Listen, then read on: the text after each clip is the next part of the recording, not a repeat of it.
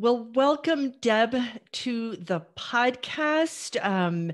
Your work has fascinated me since we first met. We were just talking before we went on air here about how we met at a workshop not so long ago, which could be very long ago, back in the glory days when we could meet in person. That's right. That's right. I don't know, a couple years, but yeah, back in the innocent days. So I have really been excited about having this podcast with you, and I'm going to put it in with our podcast that we're doing on the topic of building confidence, because I really believe, and I really am excited for you to share how our connection with nature can help us to build confidence. And but before we jump into that, I really would love for you to share with our audience just who you are and how you came into the work that you're doing. Absolutely. Yes. I grew up in the foothills of Colorado, and as a kid, I grew up outdoors with my animal companions. We would always go camping. If it was a nice afternoon, I think there might have been an unspoken rule that we weren't allowed to be inside if it was a nice afternoon. And as a result, I just early on formed what I would call friendships and relationships with the non-human or the more than human world, whether that was my dog or the tree in the backyard or the grasshopper that landed on my pants. And that led to a lifelong journey of understanding what does it mean to have these deep relationships, and then what responsibility comes with that too. And so that led into a career in environmental education and then spiritual life coaching, and then a focus now on helping people nurture and discover and develop for themselves a sense of sacred connection to the natural world and all the other beings on the planet that we live with. And did you? I'm always fascinated. Were you in a corporate environment or a higher learning environment? Where were you at before you decided you were going to go out on your own and do this? I've never been in a corporate environment. I Lucky did you. Okay. I did go to college, and I was actually studying dance and theater in my undergrad. And then about 7 years after I finished that, I decided to go back to school and get a master's in environmental education. And both basically it was just a calling I could not ignore anymore. I just wanted to work with the intersection of people and their connection to the world around them. And I thought, what is this? Is there a field for this? Is this really a thing? And so I started doing some volunteer work and kind of went down that path and found out that yes, it was a thing. And it was called environmental education. And so I've been in that field for 25 years. I still consider myself in that field, um, even though I also work in spiritual life coaching as well. But to me, it's kind of all the same. They all blend together, and it's all about this deep connection. So I do have a passion for higher education as well. Did you see a disconnect? Was there a disconnect that you noticed that made you say, "Hey, I want to be a connector to connect this piece for people"? Definitely. And I noticed it first with my own experience. I had grown up, like I mentioned, here and outdoors and all of this stuff. And then I went off to college to study dance and theater, and very quickly found myself inside all the time in dark theaters and dance studios with no windows, and in a place that all the movement and dance that I had loved was all, I realized, connected to the natural world. And now I was thrown into this other kind of culture, if you will, where it was that wasn't respected. And there was one moment in particular, I was performing on stage to a beautiful song by Liza Minnelli. I think it's called City Lights or something. And there was a line in the song that said, "Take the crickets and shove them." And I'm standing on stage doing this dance, and I felt like a dagger went into my heart. And that was one of those moments where I got off stage and I thought, okay, wait a minute. There is a disconnect. I feel it. It's killing me, and I know that I'm just a microcosm of a larger cultural, this perceived disconnect as a larger cultural thing as well. And were you in a large city? I mean, were you disconnected even when you came out of the theater? I was in Oklahoma City at the time. That's where I was Okay. going to school. And so it was interesting because I got there and immediately felt disoriented because I had grown up next to Green Mountain in Colorado where I had trails right outside.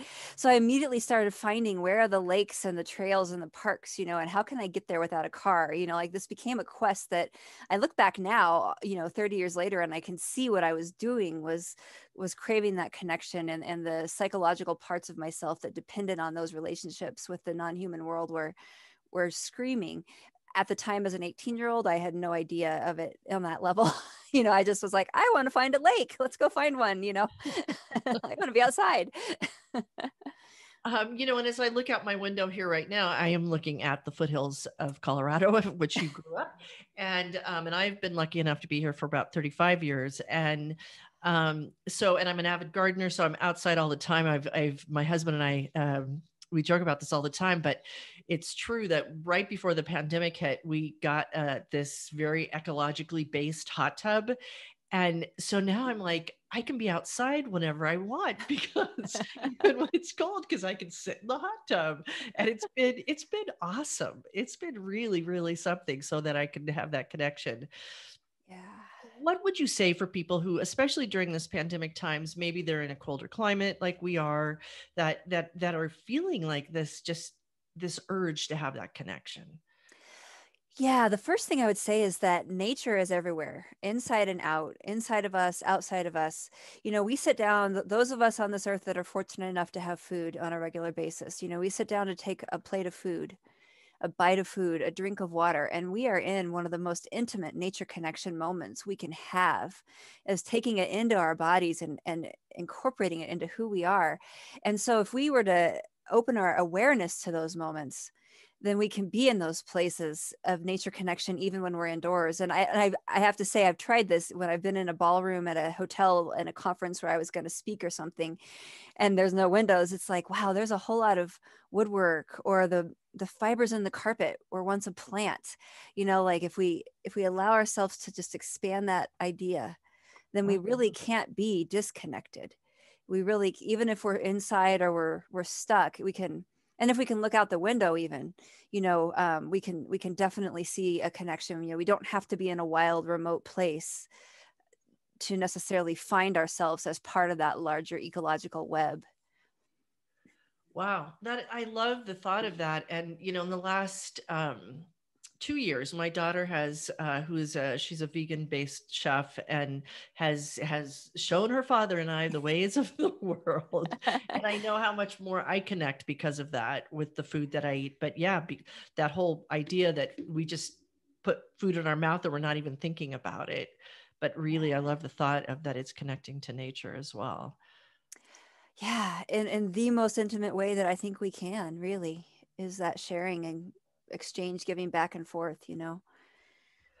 So, what have you seen during the course of the pandemic as far as the disconnects and I was just talking to someone earlier today. We were saying how, like back in March when it first happened, it was like, this is kind of cool. I don't have to go anywhere.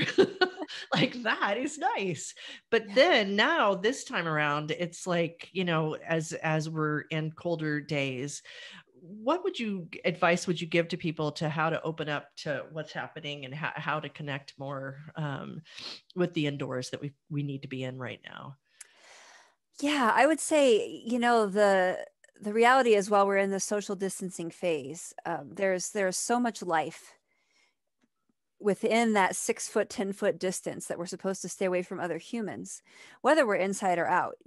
Whether we're inside, looking at the plants, like I mentioned before, the fibers in our clothing, the food on our plates, the wood that our desk is made of, or we step right outside our door, no matter where we are. I mean, and this is the thing I believe deep in my soul, is it doesn't matter where we are in the world. If we step outside, it's teeming with life, whether, it's ants crawling on a sidewalk, or a little dandelion, coming up a crack in the asphalt in a parking lot, or whatever it is. It's like, it's just about us saying, I'm going to step out and I'm just going to say, who's here?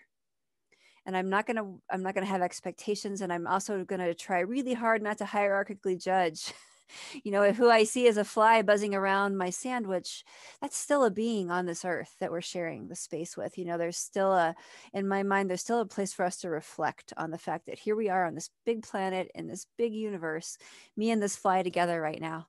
And maybe we're not agreeing because I really don't want you on my sandwich, but we're in this little place together. And how amazing is that?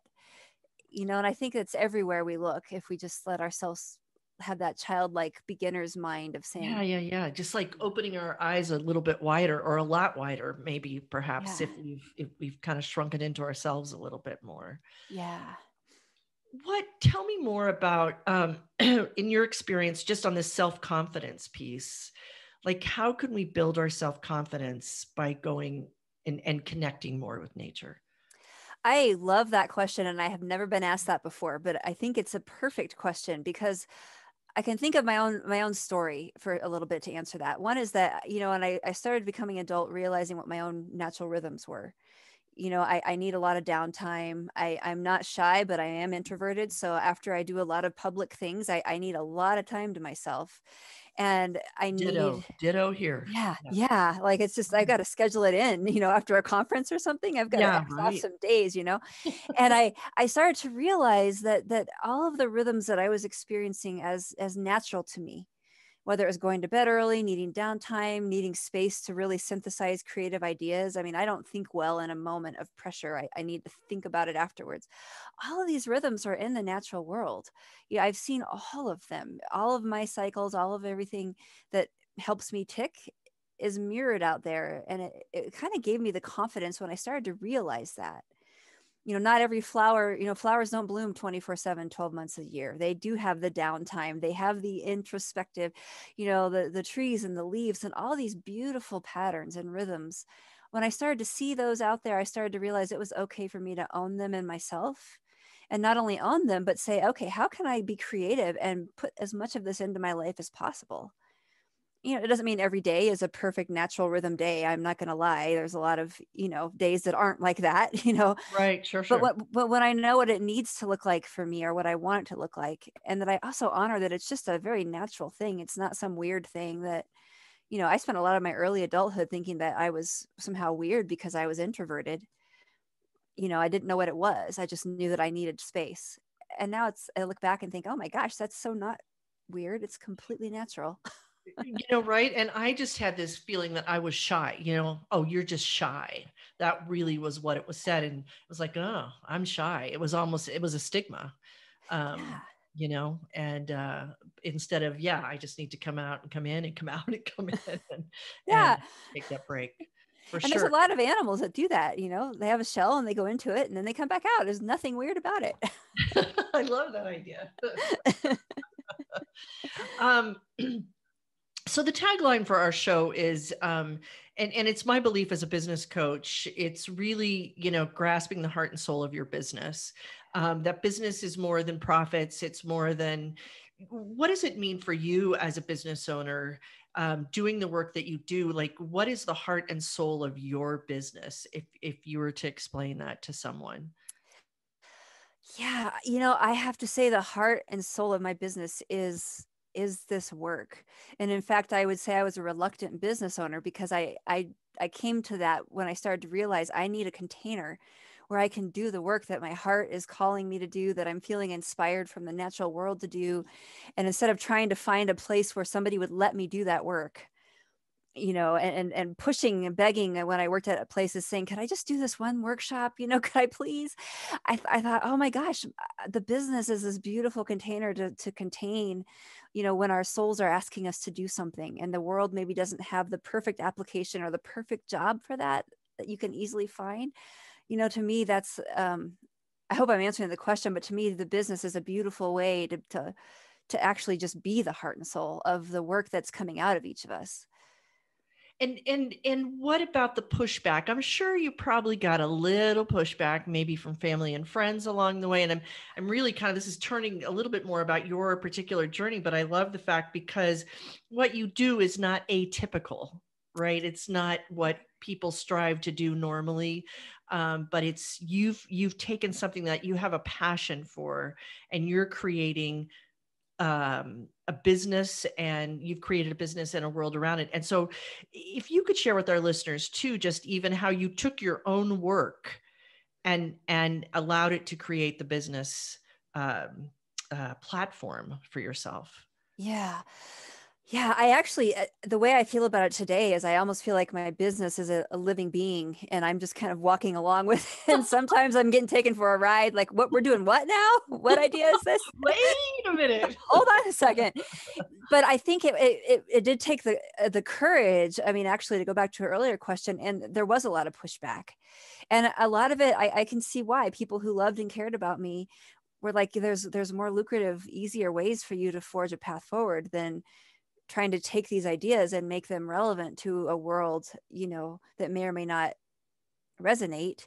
And it's been honestly a long journey of learning that I really realize now is probably one of the most profound personal and spiritual learning experiences. I could never have gone on a retreat or anything that would do for me what being an entrepreneur has done, in terms of forcing me to push my own edges, meet my own fears, fall back into the, oh my gosh, this is way too hard, start to believe the stories that this is a crazy idea, all of that stuff. I mean, and I know that process continues. I mean, it's a constant commitment to the work that I believe in.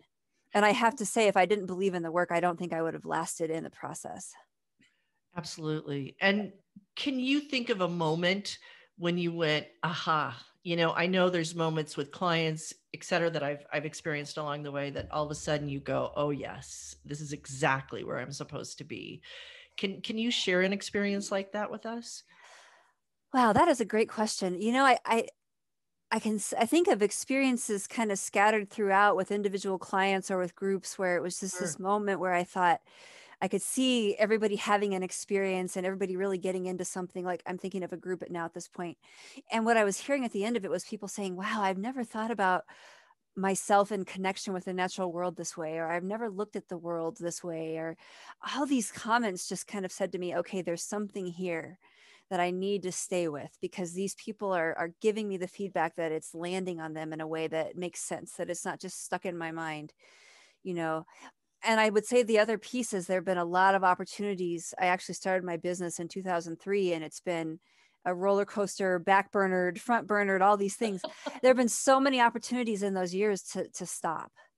And so many times I thought, wow, this isn't really rational to keep paying for this website and this insurance. And, but I could feel like in my stomach, like the sickness, it was like the thought of it was just nauseating. And so it was a little bit of that act of faith of trusting those experiences with people and saying, all right, I don't know exactly what's going to happen with this, but I see something here that I want to keep focusing on. And then knowing that for whatever reason, it felt wrong to me.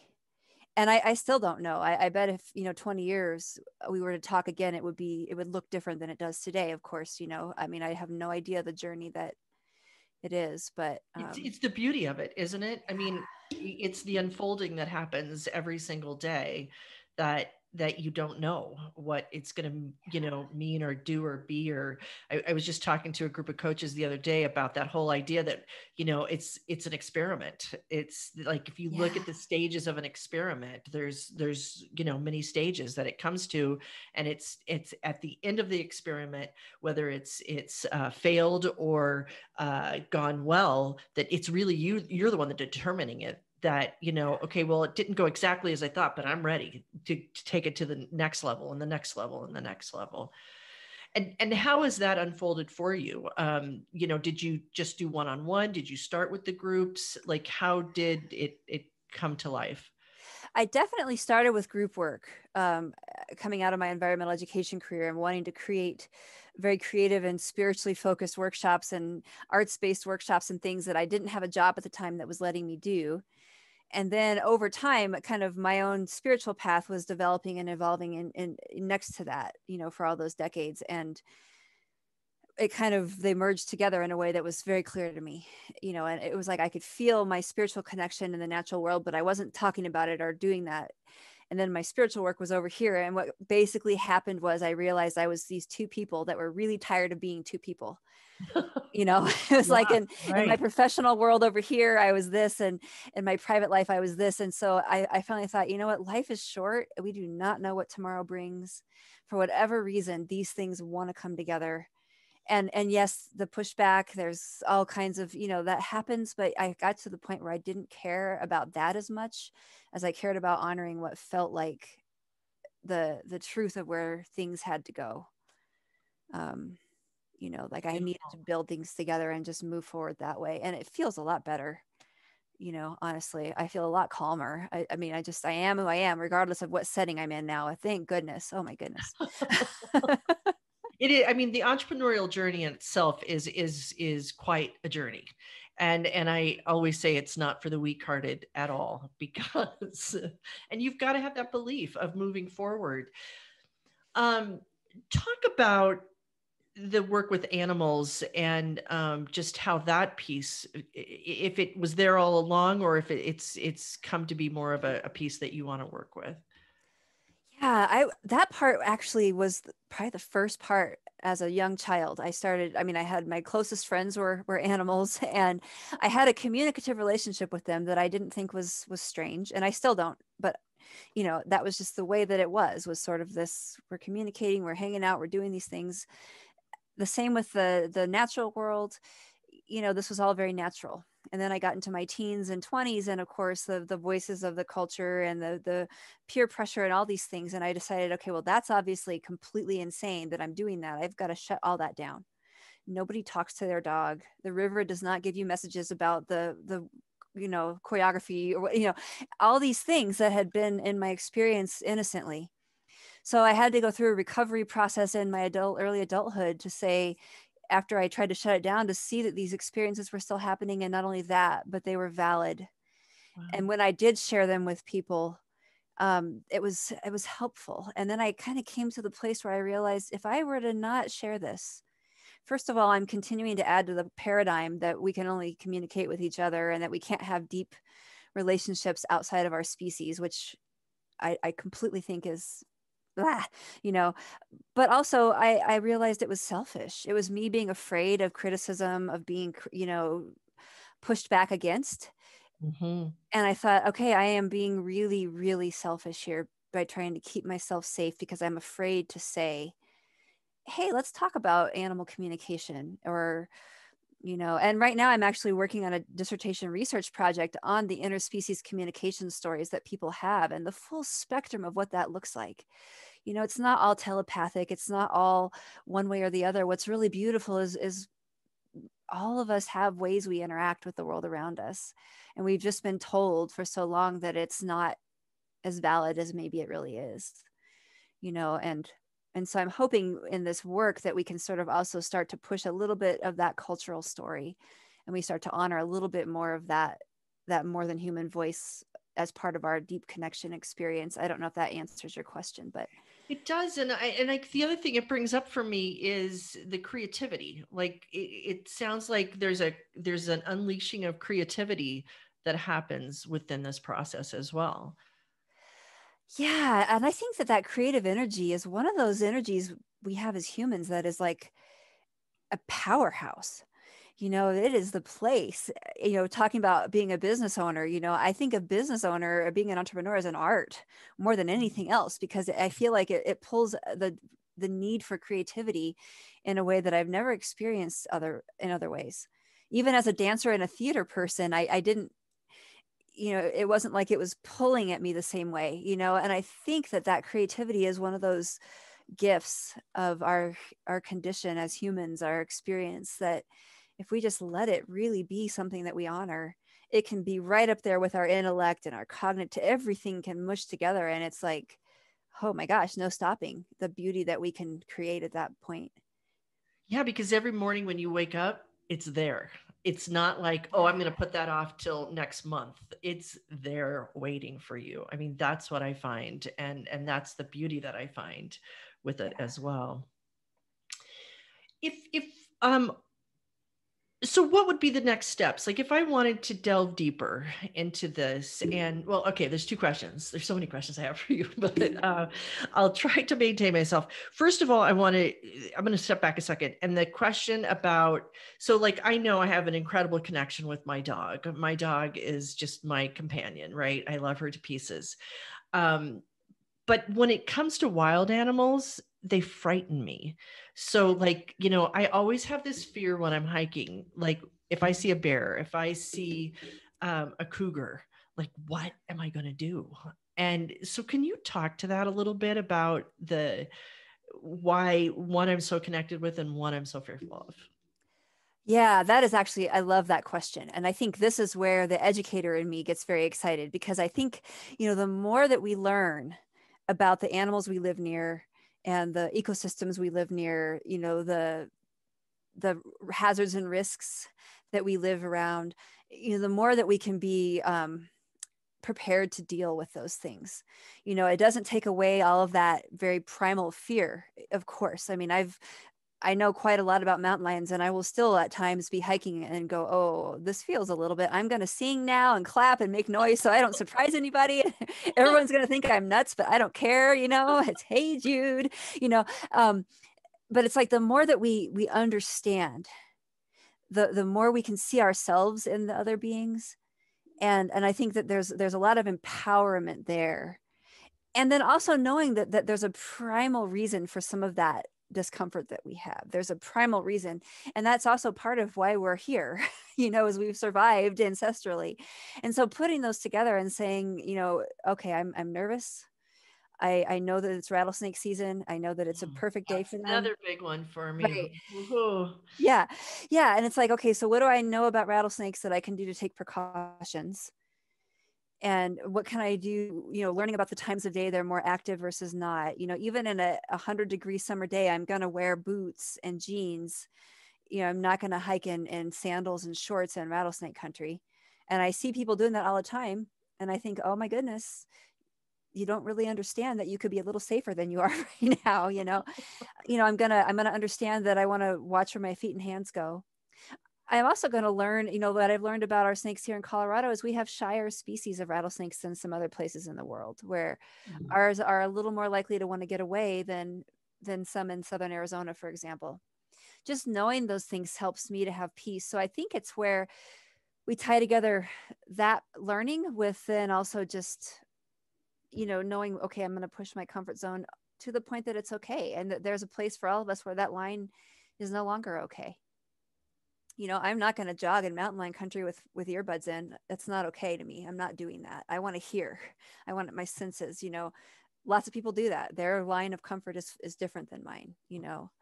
Um, And so then I'll move to the question about, so like, how does one start working with you? How does one begin to, you know, I feel I'm pretty connected with nature, but if I want to delve more, what happens? Yeah, I work with people in a lot of different ways. I do group workshops, and this year has been amazing because they've gone to Zoom, and I've actually learned that there's some amazing beauty. I'm going to continue to do Zoom and hopefully in person this year too. But it's been really fun to connect with folks from all these different places in one workshop, and I've seen a silver lining in the pandemic for that for sure. And I do a lot of work that way with groups. And then people who want to go really deeply into it, I do work one-on-one with people who are wanting to develop their own sense of their spiritual connection to nature or their abilities to do nature and animal communication. A lot of people are on a very personal journey of creating their own kind of life path in connection with their relationship with nature. And so that is lovely work as well, for people who want that more intense To experience. get it. And what about someone who feels totally disconnected from nature? Yeah. Yeah. I think a few ways to start, first of all, is some of the group workshops that are very low key in terms of, I did one last spring that was finding wild nature in your neighborhood. And we all met from home, and then we went out and, then we came back together. Somebody could choose to go out their front door and stop right there. Somebody else could go to a trailhead miles away.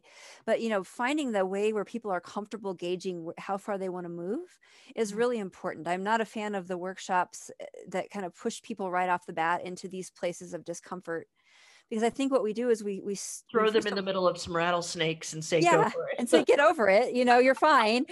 But it. we miss the relationship steps along the way of Mm. wow, I didn't know there was an ant colony in my backyard. How amazing to watch them. And And it must be amazing to see how other people in the groups, how other people are connecting with certain elements as well. yeah, that's actually one of my selfish joys of these workshops, is that I love those stories that people bring back. One workshop I did this last year, a woman went to her backyard. She did not go further than that.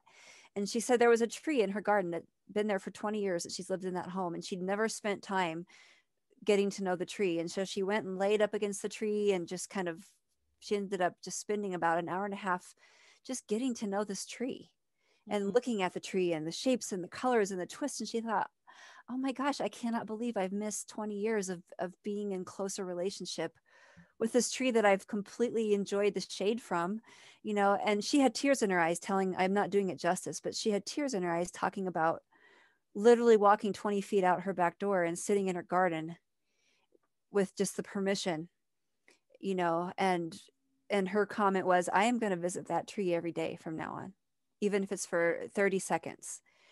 And I just, that brought tears to my eyes. So here we are in this workshop on Zoom with, but it was, it's just beautiful. So I think we also have to say, where do I want to go? What am I comfortable with? And then not let anybody tell us that we're wrong, that it has to look a certain way. Yeah, no. I love that. I love that. All right. Well, great. Any last thoughts that you want to share with our listeners, including how they can get in touch with you and anything you might have coming up? Yeah, I think one last thought is, if somebody feels compelled to get to know the wild nature where they live a little bit more, I would say just simply start by walking outside the door, taking 5 minutes and saying, who's here? And just looking around. It's amazing what that will do for us. And it's free. It's at our fingertips. It's right outside our door. So I would just say that would be the one last thing. And I'm very happy to chat with folks. People are welcome to check out my website, which is wild-rhythms.com. And I've got a Facebook group, and I have a blog, and there's ways for people to engage with these concepts, right off the bat without having to commit to anything. And then I will have some spring virtual workshops, and then crossing fingers that summer and fall there will also be some in-person workshops here in Colorado. So awesome. yeah. Thank you so much, Deb. And again, that's wild-rhythms.com. Yeah. And I'll go ahead and put that link down in our show notes as well, so that everybody can see that as well. And it has been awesome to have this conversation with you. Thank you so much. Yeah, thanks for the invitation. It was great to reconnect too after a couple years now. So Yeah, right. All right. Take good care. awesome. All right. All right. Bye-bye. Bye-bye.